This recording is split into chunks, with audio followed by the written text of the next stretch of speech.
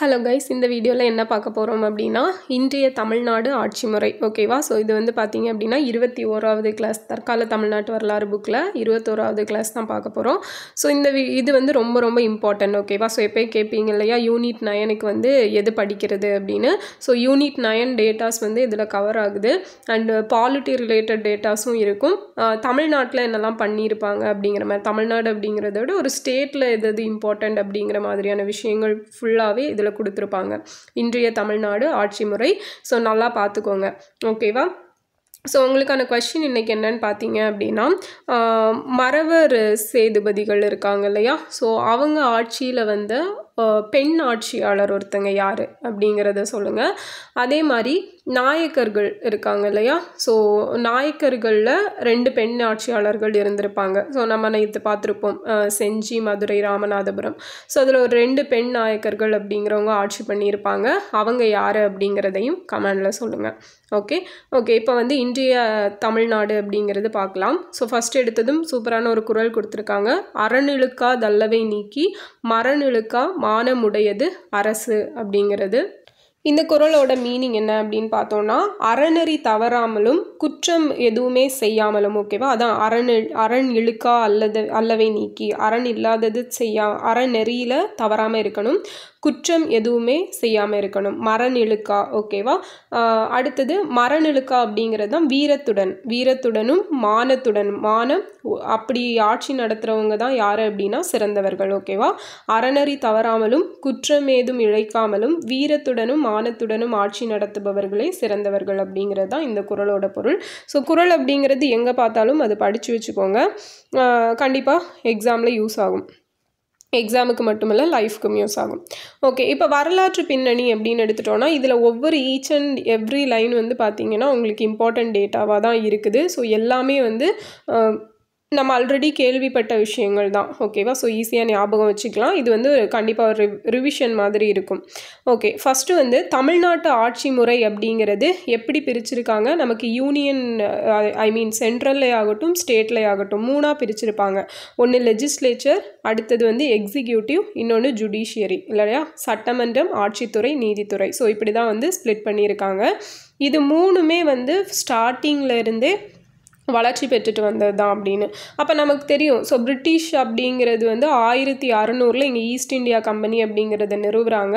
So அவங்க நிறுவி நிறைய சட்டங்கள், இன்னும் நிறைய விஷயங்கள் கொண்டு வராங்க இல்லையா. ஸோ அப்படி ஃபஸ்ட்டாக கொண்டு வந்த ஒரு இம்பார்ட்டன்ட் சட்டம் தான் என்னென்னா 1773 கொண்டு வந்த ரெகுலேஷன் ஆக்ட், ஒழுங்குமுறை சட்டம். ஸோ இந்த சட்டம் வந்து என்னெல்லாம் விஷயத்தை கொடுக்குது அப்படின்னு பார்த்தீங்கன்னா, 3 அதிகாரங்களையும், அதாவது சட்டம் இயற்றல், சட்டத்தை செயல்படுத்த, நீதி வழங்குதல், இந்த 3 அதிகாரங்களை யாருக்கு கொடுத்துச்சு அப்படின்னா கவர்னருக்கு கொடுத்துச்சு. ஸோ 1773 ரெகுலேஷன் ஆக்ட் படி ஃபஸ்ட்டாக கவர்னர் ஜெனரல் ஆஃப் பெங்கால் அப்படின்னு சொல்லி யாரை அமர்த்தியிருப்பாங்க. ஸோ ஃபஸ்ட்டு கவர்னர் ஜெனரல் யாராக இருந்திருப்பாங்க அப்படிங்கிறத கமெண்டில் சொல்லுங்கள். ஓகேவா? கவர்னர் ஜெனரல் ஆஃப் இந்தியா அந்த டைமில். Okay, governor general 1773 regulation act படி யார் ஃபஸ்ட்டாக இருந்தாங்க. ஸோ அப்போ 3 அதிகாரங்கள் என்ன இதில் கொடுத்தாங்க.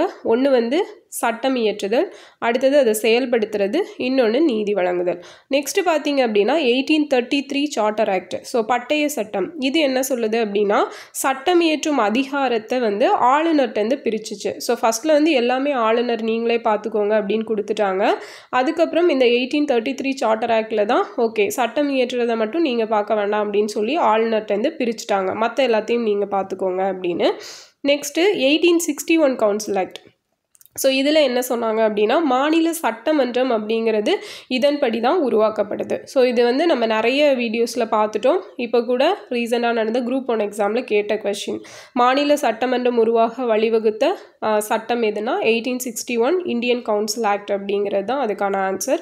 ரொம்ப முக்கியமானது. ஸோ இந்த டைம்லேயே வந்து மாநில சட்டமன்றம் அப்படிங்கிறதெல்லாம் அமைச்சிருப்பாங்க. 1909 ஆக்ட் படி என்ன ஆகும் அப்படின்னா, அதில் வந்து சில பிரதிநிதித்துவ பேசிஸில் வந்து உள்ள ஆள்களை எடுத்திருப்பாங்க. அண்ட் 1919 ஆக்ட் கொண்டு வந்திருப்பாங்கல்ல, மாண்டேக் ஜேம்ஸ்ஃபோர்ட். ஸோ அந்த ஆக்ட் படி தான் ஒரு எலெக்ஷன் அப்படிங்கிறது கண்டக்ட் பண்ணி அதன் மூலமாக பிரதிநிதிகள் அப்படிங்கிறவங்க நியமிக்கப்பட்டிருப்பாங்க.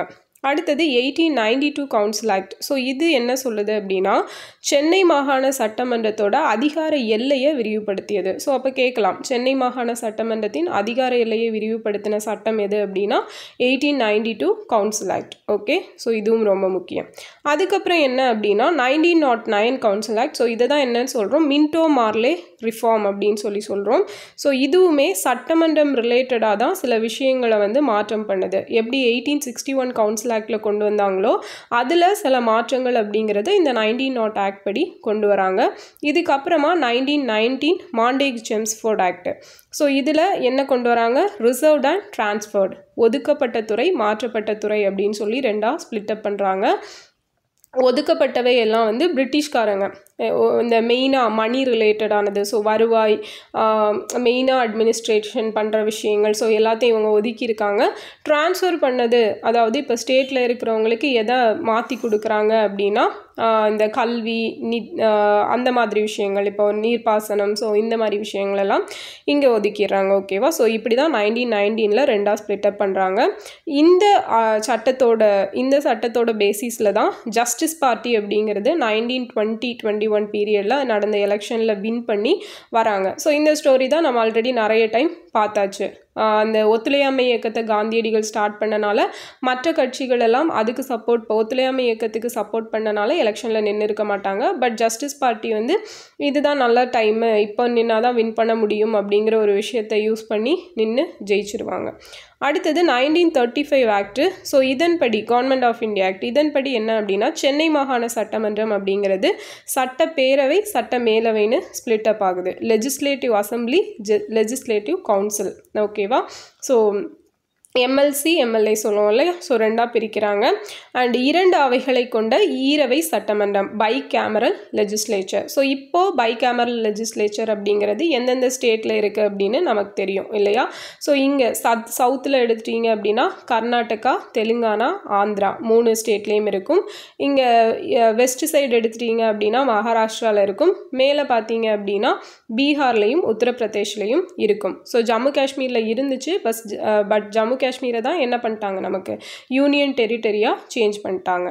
ஓகேவா, ஸோ இந்தியா விடுதலை அடைஞ்சப்புறமா கொண்டு வந்த இந்த இந்தியன் கான்ஸ்டியூஷன் 1950 நமக்கு நடைமுறைக்கு வந்திருக்கும். பட் அதை அடாப்ட் பண்ணது எப்போ, 1949 நவம்பர் 26. ஸோ மறக்கக்கூடாது, அதுதான் கான்ஸ்டியூஷன் டே அப்படின்னு சொல்லி நம்ம 2015 செலிப்ரேட் பண்ணிகிட்ருக்கோம். அப்போது அப்போ கொண்டு வந்த அடாப்ட் பண்ண கான்ஸ்டியூஷன் எப்போ கேம் இன் டு ஃபோர்ஸ் அப்படின்னு பார்த்தோன்னா 1950 ஜான்வரி 26. ஸோ அந்த ஜான்வரி 26 தான் நம்ம ரிப்பப்ளிக் டே அப்படின்னு சொல்லி செலிப்ரேட் பண்ணிகிட்ருக்கோம். ஸோ இதன் கீழ் தான் இன்றைய தமிழ்நாட்டின் ஆட்சி முறை செயல்படுகிறது அப்படிங்கிறத சொல்லியிருக்காங்க. அடுத்தது பார்த்தீங்க அப்படின்னா மாநில ஆட்சித்துறை. ஒரு ஸ்டேட் அப்படின்னு எடுத்துட்டோம் அப்படின்னா மெயினாக ஃபர்ஸ்ட் பர்சன் யார் தான் அப்படின்னா ஆளுநர் இல்லையா. ஸோ இந்தியாவுக்கு எப்படி முதல் குடிமகன் குடியரசுத் தலைவரோ அதே மாதிரி ஒரு மாநிலத்தை பொறுத்த வரைக்கும் முதல் குடிமகன் அப்படிங்கிற ஒரு ஆளுநர் தான். ஸோ தமிழ்நாட்டு ஆளுநர் மட்டுமல்ல, இந்தியாவில் இருக்கிற எல்லா ஸ்டேட்டோட ஆளுநரையும் நியமிக்கிறது யார் அப்படின்னு பார்த்தோன்னா இந்தியாவோட பிரசிடென்ட் தான் அப்பாயிண்ட் பண்ணுவாங்க. அண்ட் இவர் தான் மாநில ஆட்சித்துறை தலைவராக செயல்படுறாரு. யார், இந்த ஆளுநர். அனைத்து ஆட்சித்துறை நடவடிக்கைகளும் யார் பெயரால் தான் எடுக்கப்படும் அப்படின்னா ஆளுநரின் பெயரால் தான் எடுக்கப்படுது. ஓகேவா, யார் பேரில் எடுக்கப்படுது, ஆட்சித்துறை நடவடிக்கைகள் ஆளுநர். ஸோ சென்ட்ரல் லெவலில் பார்த்தோன்னா குடியரசுத் தலைவரோட பெயரில் எடுக்கப்படும். மாநில அரசாங்கம் அறிமுகப்படுத்துகிற மசோதாக்கள், ஸோ என்ன கொண்டு வந்தாலும் அதை பற்றி இது என்ன விஷயம் அப்படின்னு சொல்லி கேட்டு அந்த அறிக்கையை வாங்கிக்கிறதுக்கு யாருக்கு அதிகாரம் இருக்குது, ஆளுநருக்கு இருக்குது. ஸோ அதே போல் ஆளுநர் தான் சிஎம்ஐ வந்து அப்பாயிண்ட் பண்ணுவாங்க. ஓகேவா, அதாவது எலெக்ஷனில் பெரும்பான்மை பெற்ற கட்சி, மெஜாரிட்டி பெற்று யார் வின் பண்ணுறாங்களோ அந்த கட்சியோட தலைவரை வந்து சிஎம்மாக நியமனம் பண்ணுவாங்க. அண்ட் அந்த சிஎம்மோட ரெக்கமெண்டேஷன் பேசிஸில் தான் போர்ட்ஃபோலியோ அப்படிங்கிறது, அமைச்சர்களுக்கு இலாக்காக்கள் அப்படிங்கிறது ஒதுக்கீடு பண்ணி அமைச்சர்களையும் அவங்களுக்கும் அந்த பதவி பிரமாணம் அப்படிங்கிறது செஞ்சு வைக்கிறது யார் அப்படின்னா ஆளுநர் தான். ஸோ அரசு எடுக்கும் அனைத்து மசோதாக்களும் ஆளுநரின் ஒப்புதல் பெற்ற பின்னர் தான் என்ன ஆகும், சட்டமாக மாறுது. ஸோ மாநில வரவு செலவு திட்டம் ஆளுநரின் ஒப்புதல் பெற்ற பின்னரே சட்டமன்றத்தில் அறிமுகப்படுத்தப்படுகிறது. இதுவுமே நம்ம சென்ட்ரலில் பார்க்குற மாதிரி தான். ஒரு நிதி சார்ந்த எந்த ஒரு விஷயத்த இங்கே அறிமுகப்படுத்தணும் அப்படின்னாலும் அதுக்கு ஃபஸ்ட்டே யாருடைய ஒப்புதல் வேணும், குடியரசுத் தலைவரின் ஒப்புதல் வேணும். ஸோ இவருக்கு சட்டமன்றத்தை கூட்டவும் கலைக்கவும் அதிகாரம் அப்படிங்கிறது இருக்குது. ஸோ நமக்கு தெரியும் குடியரசுத் தலைவர் அப்படிங்கிறவர் பாராளுமன்றத்தை கூட்டவும் கலைக்கவும் அதிகாரம் வழங்குகிற சட்டம் எந்த சட்டம், அதுக்கான ஆர்டிக்கிளும் சொல்லுங்கள். ஸோ அந்த ஆர்டிக்கல் கண்டுபிடிச்சிங்க அப்படின்னா இதுவும் ஈஸியாக சொல்லிடலாம். ஸோ இதுக்கும் நீங்கள் தான் சொல்ல போகிறீங்க. ஆன்சர் தெரியலனா கமெண்டில் சொல்லுங்கள், நான் சொல்கிறேன். ஓகே, ஆளுநரின் உரையோடு தான் சட்டமன்றம் துவங்குகிறது. ஸோ இது நேற்று தான் வைவால பார்த்துருப்போம். ஆளுநரோட உரையோட சட்டமன்றம் தொடங்குறதுக்கான ஆர்டிக்கல் என்ன, ஆர்டிக்கல் 176. இதே பிரசிடென்ட்னு பார்த்தோன்னா ஆர்டிக்கல் 87. ஓகே, ஸோ மாநிலத்தில் சட்டம் ஒழுங்கு சீர்குலைந்தாலோ அல்லது மாநில அரசு இந்திய அரசியலமைப்பு சட்டப்படி செயல்படாவிட்டாலோ ஆளுநர் அது பற்றிய அறிக்கையை யாருக்கு அனுப்புகிறாங்க அப்படின்னா குடியரசுத் தலைவருக்கு அனுப்புவாங்க. ஸோ ஆளுநருக்கு 3 விதமான அதிகாரங்கள் இருக்குது. என்னெல்லாம்னு பார்த்தோன்னா சட்டமன்றம், நிர்வாகம், நீதித்துறை. ஓகே, ஸோ மாநில ஆளுநர் பெயரளவிலான ஆட்சித்தலைவராக இருக்க வேண்டும் அப்படிங்கிறது தான் என்னென்னா நம்ம இந்தியன் கான்ஸ்டியூஷனோட ஒரு எழுதப்படாத விதினும் சொல்லலாம். ஸோ எழுதப்பட்ட விதியும் கூட தான். ஏன்னா ஆளுநருக்கு இந்தந்த அதிகாரங்கள் தான் இருக்குது அப்படிங்கிறது ஆல்ரெடி வந்து டிஃபைன் பண்ணி வச்சுருக்காங்க. ஸோ அவர் வந்து ஜஸ்ட் ஒரு பெயரளவிலான ஆட்சித்தலைவர். ஓகேவா, அடுத்தது ஆட்சித்துறை. ஸோ ஆளுநரும் முதலமைச்சரை தலைவராக கொண்ட ஒரு அமைச்சரவை அப்படிங்கிறது தான் ஆட்சித்துறை. ஓகே, அப்போ எக்ஸிக்யூட்டிவில் யாரெல்லாம் இருப்பாங்க, ஆளுநரும் சிஎம்ஐ ஹெட்டாக கொண்ட கவுன்சில் ஆஃப் மினிஸ்டர்ஸும் இருப்பாங்க. ஸோ தமிழ்நாட்டு அரசாங்கம் இந்திய நாடாளுமன்ற முறையை பின்பற்றியே உருவாக்கப்பட்டுள்ளது. மத்தியில் பிரதமர் அவரோட அமைச்சரவை எப்படி இருக்குதோ அதே மாதிரி தான் ஸ்டேட்டில் சிஎம்மோட அமைச்சரவையும் இருக்கும். ஸோ அங்கே குடியரசுத் தலைவர், இங்கே வந்து ஆளுநர். ஸோ இதுவும் நான் கரண்ட் அஃபேர்ஸில் சொல்லியிருப்பேன், de jure and de facto அப்படிங்கிறது. ஸோ டி ஃபேக்டோ அப்படின்னு எடுத்துட்டிங்கன்னா ஸ்டேட் லெவலில் பார்த்தா சிஎம், டி ஜியூர் அப்படிங்கிறது ஆளுநர். ஸோ சென்ட்ரல் லெவலில் டி ஜியூர் யாருன்னு கேட்டால் குடியரசுத் தலைவர், டி ஃபேக்டோ யாருன்னா பிரைம் மினிஸ்டர். ஓகேவா, ஸோ இந்த வேர்டு தான். ஸோ தேவே கொஷினாக கேட்குறதுக்கு சான்சஸ் இருக்குது. ஸோ வேட்பாளர்கள் தேர்ந்தெடுக்கப்பட்ட உறுப்பினர்களை கொண்ட சட்டப்பேரவையோட பெரும்பான்மை கட்சி அல்லது கூட்டணி தங்களுள் ஒருவரையே சட்டப்பேரவை தலைவராக அல்லது முதலமைச்சராக என்ன பண்ணுவாங்க, முடிவு பண்ணுவாங்க. அவங்கள தான் ஆட்சி அமைக்கிறதுக்கு யார் கூப்பிடுவா அப்படின்னா ஆளுநர் கூப்பிடுவாங்க. ஸோ முதலமைச்சர் அப்படிங்கிறவர் தான் சக அமைச்சர்களுக்கு எல்லாமே முதல்வராக இருக்கிறாரு. அமைச்சரவை வளைவின் அடிக்கல், அரசாங்க கப்பலின் திருப்பு விசை, இப்படி எல்லா பெயராலையும் அழைக்கப்படுறது யாருன்னா முதலமைச்சர் தான். ஸோ அந்த அளவு பவர் அப்படிங்கிறது அவருக்கு இருக்குது. அடுத்தது தலைமைச் செயலகம் விடுதலைக்கு முன். ஓகேவா, ஸோ தமிழ்நாடு தலைமைச் செயலகம் அப்படிங்கிறது தான் மாநில நிர்வாகத்தோட ஒரு மூளை மற்றும் நரம்பு மண்டலம். Okay, so brain and nerve system of state administration அப்படின்னு கேட்டால் அது என்னென்னா தலைமைச் செயலகம். ஓகேவா, சென்ட்ரல் செக்ரட்டரியேட் தான். அண்டு இது வந்து ஒரு important data. Okay, so unit 9, பழைய யூனிட் 9 பொறுத்த வரைக்கும் இப்போ யூனிட் 5 நம்மளுக்கு டெவலப்மெண்ட் அண்ட் அட்மினிஸ்ட்ரேஷன் வந்து யூனிட் 5 இருக்கும். அதில் வந்து இந்த தலைமைச் செயலகம் டேட்டாலாம் இம்பார்ட்டண்ட். அடுத்தது இதுக்கு நீண்ட வரலாறு இருக்குன்னு சொல்லியிருக்காங்க. என்னென்னா 1940 ஏப்ரல் 23 அடிக்கல் அப்படிங்கிறது நாட்டியிருப்பாங்க. 1653 புனித ஜார்ஜ் கோட்டை வந்து ஒரு பகுதியாக அறிவிக்கப்படுதுச்சு. அந்த நம்ம சென்னை ராஜதானியோட ஒரு வரலாறு அப்படிங்கிறது இங்கேருந்து தான் தொடங்குதுன்னு சொல்லியிருக்காங்க, புனித ஜார்ஜ் கோட்டை. ஸோ 1670 ஒரு செயலரின் தலைமையில் பொதுத்துறை அரசாங்கத்தின் அனைத்து வேலைகளையும் கவனித்து வந்தது. பின்னர் பல துறைகள் இதனோடு இணைக்கப்பட்டன. 1800 என்ன ஆகுதுன்னா செயலகத்தோட அமைப்பு முறை, அந்த ஸ்ட்ரக்சர் அப்படிங்கிறத மாற்றிட்டு ஒரு தலைமைச் செயலரும் 3 செயலர்களும் நியமிக்கப்பட்டாங்க. அண்ட் 1857 சென்னை ராஜதானி நிர்வாகம் எங்கேருந்து எங்கே மாறுதுன்னா கிழக்கிந்திய கம்பெனிகிட்டேருந்து பிரிட்டிஷ் முடியாட்சிக்கு கீழே கொண்டு வரப்படுது. ஓகேவா, ஸ்ட்ரைட்டாக பிரிட்டிஷ் முடியாட்சிக்கே கொண்டு வரப்படுது. அடுத்தது விடுதலைக்கு பின். ஸோ நமக்கு தெரியும் விடுதலைக்கு ஆஃப்டர் இண்டிபெண்டன்ஸ் 1953 ஆந்திரா தான் ஃபஸ்ட்டு மொழிவாரி மாநிலமாக பிரிக்கப்படுது. அப்போது சென்னை ராஜதானியில் எத்தனை டிபார்ட்மெண்ட்ஸ் இருந்துச்சு அப்படின்னா 11 டிபார்ட்மெண்ட்ஸ் அப்படிங்கிறது இருந்துச்சு. அதே போல் ஆட்சி மாற்றத்துக்கு ஏற்ப துறைகளின் எண்ணிக்கை மாறினாலும் 30லேருந்து 35 வரைக்கும் தான் இருந்துச்சு. ஸோ என்னென்ன துறைகளெல்லாம் இருந்திருக்குன்னா இங்கே கொடுத்துருப்பாங்க பாருங்கள். SC/ST நலத்துறை, விவசாயம், பொது நிர்வாகம், உள்துறை, நிதி, வருவாய், பணியாளர் மற்றும் நிர்வாக சீர்திருத்தம். ஸோ இந்த மாதிரி எல்லா விஷயங்களுமே இங்கே இருந்திருக்கும் 30லேருந்து 35 வரைக்கும்.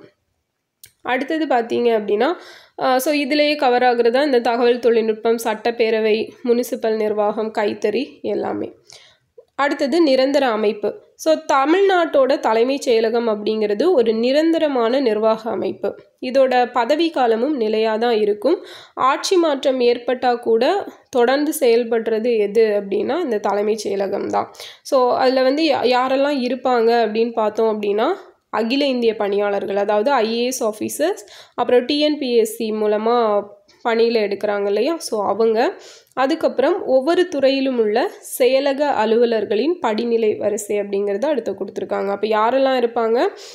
IAS ஆஃபீஸர்ஸும் TNPSC மெம்பர்ஸ், சேர்மன் எல்லாம் இருப்பாங்க.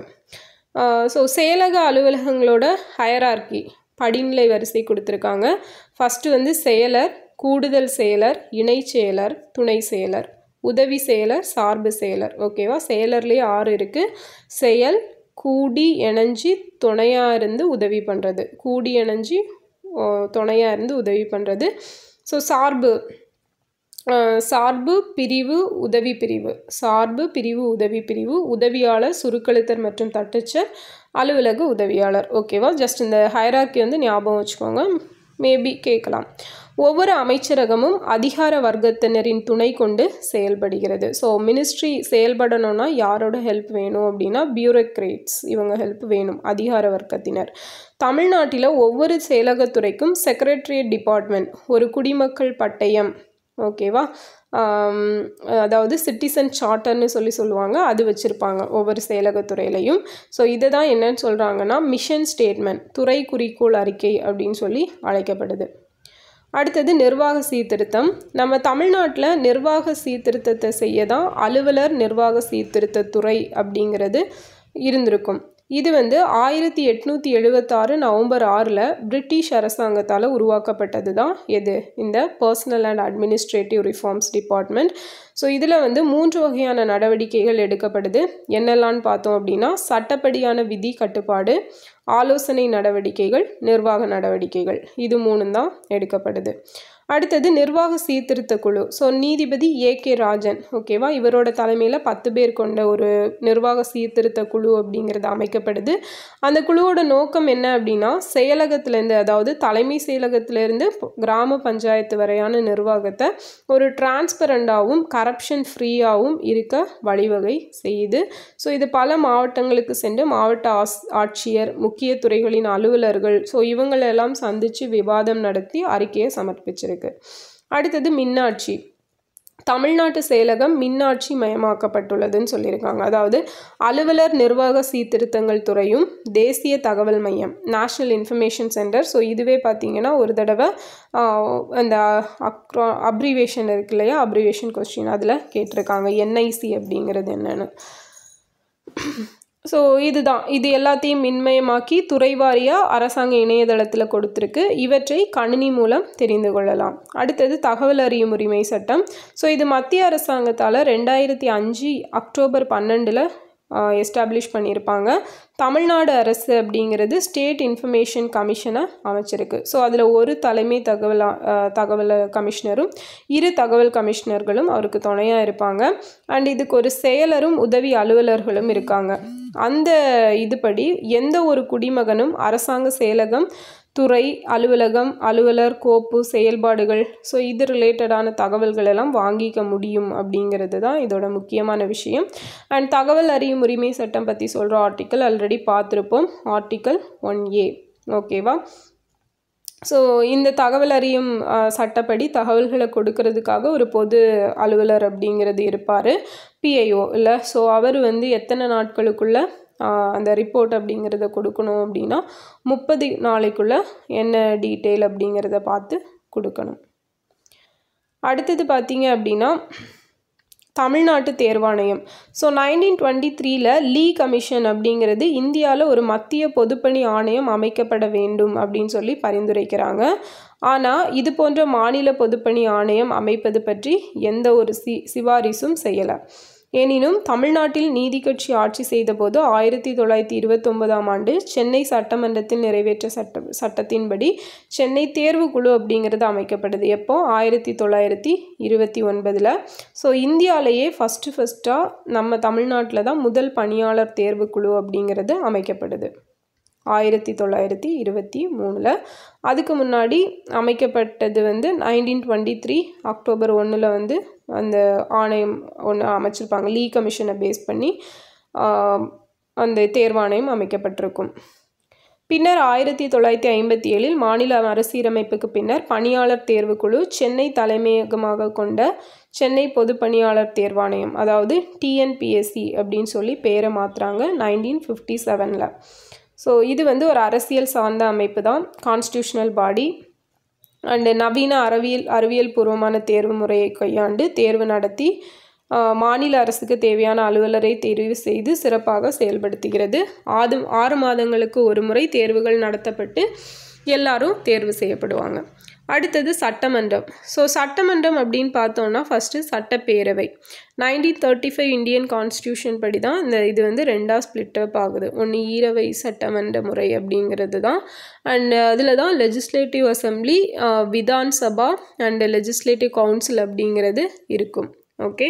ஸோ விதான் பரிஷத் அப்படிங்கிறது எது அப்படின்னா சட்டமேலவை. ஓகேவா? சட்டமேலவை தான் விதான் பரிஷத்.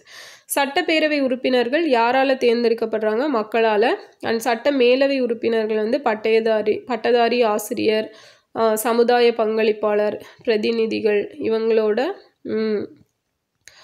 இதில் தான் தேர்ந்தெடுக்கப்படுறாங்க. ஓகேவா? தமிழ்நாடு சட்டமேலவை எம்ஜிஆர் ஆட்சி காலத்தில் அகற்றப்பட்டது 1986 நவம்பர் 1. அப்போ இதுக்கு தலைவராக யார் இருந்திருப்பாங்க அப்படிங்கிறத சொல்லுங்கள். அடுத்தது தமிழ்நாட்டு சட்டப்பேரவை உறுப்பினர்கள் எண்ணிக்கை மக்கள் தொகைக்கு ஏற்ப நிர்ணயிக்கப்பட்டுள்ளது. ஸோ எப்போவுமே ஒரு ஏதாவது இந்த மாதிரி இந்த எண்ணிக்கை நிர்வகிக்கணும் அப்படின்னா ஃபஸ்ட்டு இந்த மக்கள் தொகையை பேஸ் பண்ணி தான் பண்ணுவாங்க, எத்தனை பேர் இருக்காங்க அப்படின்னு சொல்லி. ஸோ இப்போ மக்கள் தொகை பேசிஸில் நம்ம தமிழ்நாடு சட்டப்பேரவை உறுப்பினர்கள் 234 பேர் இருக்காங்க. 18 வயசான எல்லாருமே எலெக்ஷனுக்கு ஓட்டு போடலாம். 25 வயசான எல்லாரும் எலெக்ஷனில் நிற்கலாம். ஸோ இதுக்குன்னு வேறு கண்டிஷன்ஸ் எல்லாம் பெருசாக கிடையாது. அதே போல் நெருக்கடி எமர்ஜென்சி காலத்தில் சட்டப்பேரவையோட காலத்தை நீட்டிக்கிறதுக்கும் குறைக்கிறதுக்கும் அவங்களுக்கு இது தெரியும் இல்லையா? ஸோ இப்போ நெருக்கடி காலம் எமர்ஜென்சி அப்படிங்கிறது இருக்குது அப்படின்னா சட்டப்பேரவையோட காலத்தை என்ன பண்ணுவாங்க? நீட்டிப்பாங்க. ஸோ வாக்காளரால் தெரிவு செய்யப்பட்ட சட்டப்பேரவை உறுப்பினர்கள் முதலில் தற்காலிக சபாநாயகரால் பதவி பிரமாணம் செய்து வைக்கப்படுவர். ஃபஸ்ட்டு எலெக்ஷன் முடிஞ்சதும் ஒரு டெம்பரரி ஸ்பீக்கர், ஓகேவா, அவரை நியமிச்சிருப்பாங்க. அவர் தான் இவங்களுக்கெல்லாம் பதவி பிரமாணம் செய்து வைப்பார். அதுக்கப்புறமா உள்ள வின் பண்ணி போகிறாங்கல்ல, அவங்களில் ஒருத்தரை இந்த சபாநாயகராக செலக்ட் பண்ணி உட்கார வைப்பாங்க. ஸோ ஸ்பீக்கர் இல்லைன்னா இந்த துணை சட்டப்பேரவை தலைவர் தான் இந்த பணிகளை எல்லாம் செய்வார்னு சொல்லியிருக்காங்க. அடுத்தது அதிகாரங்கள்னு பார்த்தோன்னா சட்டப்பேரவைக்குன்னு சொல்லி நிறைய அதிகாரங்கள் இருக்குது. அதில் ரொம்ப ரொம்ப முக்கியமானது அப்படின்னு பார்த்தோன்னா சட்டம் இயற்றும் அதிகாரம் தான். ஸோ பண மசோதாக்கள் சட்டப்பேரவையில் மட்டுமே தாக்கல் செய்ய முடியும். புதிய வரிகளை விதிக்கவோ அல்லது நடைமுறையில் உள்ள வரிகளை கூட்டவோ குறைக்கவோ அதிகாரம் சட்டப்பேரவைக்கு உண்டுன்னு சொல்கிறாங்க. ஓகே. ஸோ இதுவும் இம்பார்ட்டன்ட் பாயிண்ட் தான். புதிய வரியை விதிக்கவோ நடைமுறையில் உள்ள வரிகளை கூட்டவோ குறைக்கவோ கூடிய அதிகாரம் சட்டப்பேரவைக்கு உண்டு. அடுத்தது அமைச்சர்கள் தங்கள் துறைகளின் கொள்கைகள் எல்லாம் கவனிச்சுப்பாங்க. ஸோ இதுக்கு முதலமைச்சரும் விதிவிலக்கல்லன்னு சொல்லியிருக்காங்க. அவருக்கு எதிராக விமர்சனங்கள் எழுப்புறது இந்த மாதிரி விஷயங்கள்லாம் இருப்பாங்க. அண்ட் உறுப்பினர்கள் ஒத்திவைப்பு கவன ஈர்ப்பு தீர்மானங்கள் மூலம் முக்கிய பொது பிரச்சனைகளை விவாதித்து நிறைவேற்றி அமைச்சரவை பதவி இழக்க செய்யும் அதிகாரம் எதுக்கு இருக்குன்னா சட்டப்பேரவைக்கு இருக்குது. அடுத்தது குழுக்கள். சட்டப்பேரவை உறுப்பினர்கள் தனி குழுக்கள் அமைத்து அரசின் செயல்பாடுகளை பரிசீலிக்கலாம். வரவு செலவு கணக்கு தணிக்கை அறிக்கை, அப்புறம் பல்வேறு துறைகளின் இலாக்காக்களின் செயல்திறனை ஆய்வு செய்கிறது. இப்படி 2 விஷயத்த செய்யணும். நெக்ஸ்ட்டு வந்து குழுமுறை மூலம் கமிட்டி சிஸ்டம் மூலம் அரசாங்கத்தை கட்டுப்படுத்தி நெறிப்படுத்தும் அதிகாரம் யாருக்கு இருக்குன்னா சட்ட பேரவை உறுப்பினர்களுக்கு. தேர்தல்கள். ஸோ தமிழ்நாட்டில் இதுவரைக்கும் இந்தியா விடுதலையை பெற்றதுக்கு அப்புறமா தமிழ்நாட்டில் 14 எலெக்ஷன்ஸ் அப்படிங்கிறது கண்டக்ட் பண்ணியிருக்காங்க. ஸோ எப்பப்போ அப்படிங்கிறதும் கொடுத்துருக்காங்க. இவை தமிழ்நாட்டில் தேர்தல் ஜனநாயகம் வெற்றிகரமாக செயல்பட்டு வந்தது. ஓகேவா. ஸோ இந்த 14 தேர்தல்கள் அப்படிங்கிறது பழைய டேட்டா. ஸோ அப்டேட்டட் டேட்டா என்னங்கிறத தெரிஞ்சுக்கணும். அடுத்தது நீதித்துறை. இந்திய அரசமைப்பு சட்டத்தில் என்ன பண்ணுது அப்படின்னா ஒருங்கிணைந்த நீதித்துறை அப்படிங்கிறது இருக்குது. ஓகேவா. ஸோ அதுக்கப்புறம் ஹைரார்கியலாக இருக்கும். எப்படி அப்படின்னா இப்போ உச்ச நீதிமன்றம், உயர் நீதிமன்றம், மாவட்ட நீதிமன்றங்கள், ஸோ இந்த மாதிரி இருக்கு இல்லையா. பட் எந்த நீதித்துறையை எடுத்துக்கிட்டாலும் அது சுதந்திரமான ஒரு அமைப்பு முறையாக தான் இருக்குது. அண்ட் சட்டத்தின் ஆட்சியை நிலைநாட்டுறது தான் இந்த நீதித்துறையோட பொறுப்புன்னு சொல்லியிருக்காங்க. உச்ச நீதிமன்றம் அரசியலமைப்பு சட்டத்தின் பாதுகாவலன். அடுத்தது உயர் நீதிமன்றம் அப்படின்னு எடுத்துட்டோன்னா மாநிலத்தில் உயர் அதிகாரமுடைய நீதிமன்றம் தான் இந்த உயர் நீதிமன்றம். இதில் அடிப்படை உரிமைகள் சம்பந்தப்பட்ட மூல வழக்குகள், தலைநகரில் ஏற்படும் சிவில் குற்றவியல் வழக்குகளும் விசாரிக்கப்படுது. உயர்நீதிமன்றம் அதன் கீழுள்ள பிற நீதிமன்ற பணிகளையும் மேற்பார்வையிடுகிறது. ஸோ சென்னை உயர் நீதிமன்றம் எப்போ ஸ்டார்ட் பண்ணுவாங்க? 2004 ஜூன். ஓகேவா. சென்னை உயர் நீதிமன்றம் சென்னை உயர் நீதிமன்றத்தோட கிளை மதுரையில் துவங்கப்படுறது. ஸோ சென்னை உயர் நீதிமன்றம் எப்போ தொடங்குவாங்க? அது நீங்கள் தான் கமெண்டில் சொல்ல போகிறீங்க. ஓகேவா. வித் டேட்டோட. ஒவ்வொரு மாவட்டத்திலும் ஒரு மாவட்ட நீதிமன்றமும் செஷன்ஸ் நீதிமன்றமும் உள்ளது. இதுக்கு கீழே மேஜிஸ்ட்ரேட் மன்றமும் இருக்கும். ஓகேவா. ஸோ இதுவுமே ஹைரார்கி படி தான் அமைக்கப்பட்டிருக்கும். இங்கே சிவில் வழக்குகள் எல்லாம் விசாரிப்பாங்க. இதுலேருந்து வர மேல்முறையீடுகள் மாவட்ட மேஜிஸ்ட்ரேட் மன்றங்களில் விசாரிக்கப்படுகிறது. அடுத்தது வருவாய்த்துறை நீதிமன்றங்கள். வரி வசூல் வழக்குகளை மட்டும்தான் இவங்க விசாரிப்பாங்க. தாசில்தார் நீதிமன்றம் இவ்வழக்குகளை விசாரித்து தீர்ப்பு கூறும். தாசில்தார் தான் தாலுகாயின் வருவாய் அதிகாரி.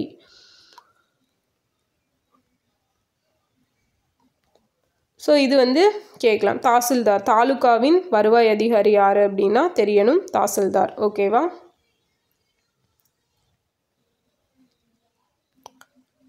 தாசில்தார். ஓகே. அடுத்தது மக்கள் நீதிமன்றம். 1977 தமிழ்நாடு அரசு வந்து தமிழ்நாடு மாநில சட்ட உதவி மற்றும் ஆலோசனை கழகம் அப்படிங்கிற ஒன்றை உருவாக்குறாங்க. இதுதான் என்ன சொல்லுது அப்படின்னா சட்டத்தின் முன் எல்லாரும் சமம் அப்படிங்கிற கோட்பாட்டை பேஸ் பண்ணி உருவாக்கப்பட்டது தான் இந்த மக்கள் நீதிமன்றம். ஸோ இதில் வந்து தமிழ்நாடு மாநில சட்டப்பணிகள் ஆணைக்குழு அப்படின்னு பின்னாட்களில் பெயர் மாற்றம் செய்யப்படுது. 151 சட்டக்குழுக்கள் இருக்குது. மாநில ஆணைக்குழுவின் கீழே மக்கள் நீதிமன்றம் அப்படிங்கிறது செயல்படுது. அடுத்தது நுகர்வோர் நீதிமன்றம்னு நுகர்வோர் இயக்கம் அப்படின்னு எடுத்துட்டா 1986 ஒரு ஆக்ட் கொண்டு வந்திருப்பாங்க, consumer protection act. So cobra அப்படின்னு சொல்லுவாங்க. ஸோ இதில் எப்போ அமெண்ட்மெண்ட் கொண்டு வந்தாங்க அப்படிங்கிறத கமெண்டில் சொல்லுங்கள். அண்ட் இது எதுக்காக அப்படின்னா நுகர்வோர் கன்சியூமர்கிட்ட ஒரு அவேர்னஸ் கொண்டு வரணும் அப்படிங்கிறதுக்காக கொண்டு வரப்பட்டது தான். அண்ட் இதில் மத்திய மாநில மாவட்ட நுகர்வோர் நீதிமன்றங்கள் செயல்படும். மத்திய மன்றம் அப்படின்னு எடுத்துட்டோன்னா 1 கோடி ரூபாய்க்கு மேலே உள்ள கேசஸ் எல்லாமே வந்து இவங்க பார்த்துப்பாங்க. மாநில நீதிமன்றம் 1 கோடிக்கு கீழ் உள்ளதையும், மாவட்ட நீதிமன்றம் 20 லட்சம் வரையிலும் விசாரித்து அந்த நுகர்வோர் இது இருக்கு இல்லையா, நுகர்வோர் புகார்கள் அப்படிங்கிறதுக்கு 3 மாதங்களுக்குள் தீர்வுகள் அப்படிங்கிறது வழங்கப்படும். ஸோ இந்த டேட்டாவும் ரொம்ப முக்கியம். அடுத்தது சிறப்பு நீதிமன்றங்கள். தமிழ்நாட்டில் மொத்தம் 15 சிறப்பு நீதிமன்றங்கள் அப்படின்னு சொல்லியிருக்கிறாங்க. ஓகேவா. இதில் முன்னாள் முதலமைச்சர் அவரது சக அமைச்சர்களின் இலாக்காக்கள் சம்பந்தப்பட்ட வழக்குகள் எல்லாம் விரைந்து விசாரிப்பதற்காக ஏற்பட்டது தான் இந்த சிறப்பு நீதிமன்றம். அடுத்தது பஞ்சாயத்து ஆட்சி. ஸோ தமிழ்நாட்டில் பஞ்சாயத்து ஆட்சி முறை அப்படின்னாலே யார் தான் ஞாபகம் வரணும்? சோழர் காலமும் குடவோலை முறையும் தான் ஞாபகப்படணும் இல்லையா. ஸோ இவங்க வந்து என்ன பண்ணுறாங்க, சங்க காலத்தில் ஊர்மன்றத்தை ஊரவர் அப்படின்னு சொல்லி நிர்வகிச்சிருக்காங்க.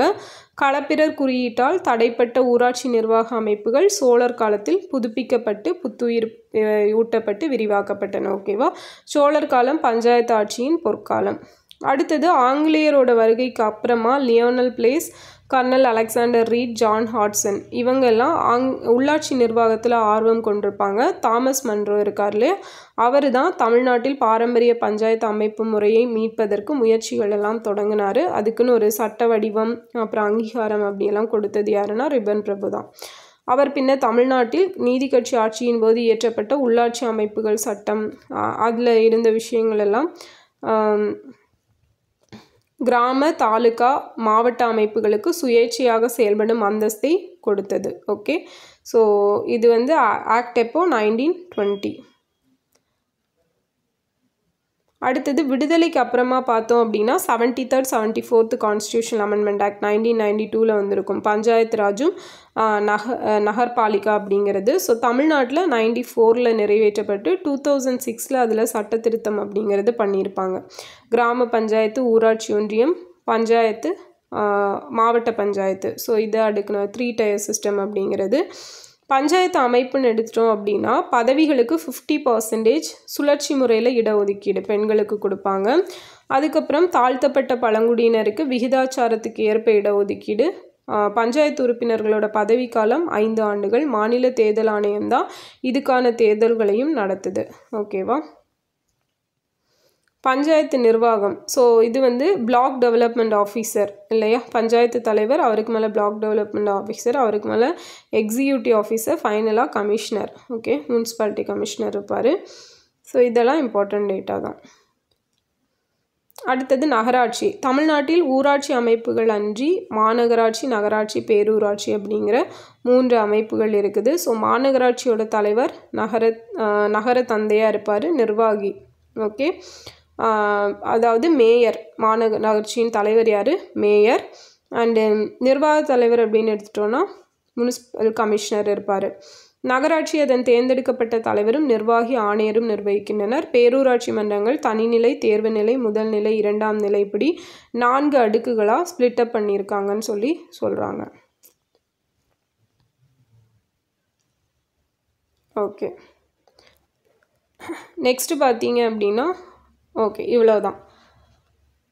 ஸோ நம்மளோட தமிழ்நாட்டில் ஆட்சி முறை அப்படிங்கிறது எப்படி இருக்குது அப்படிங்கிறத இந்த வீடியோவில் பார்த்தோம்.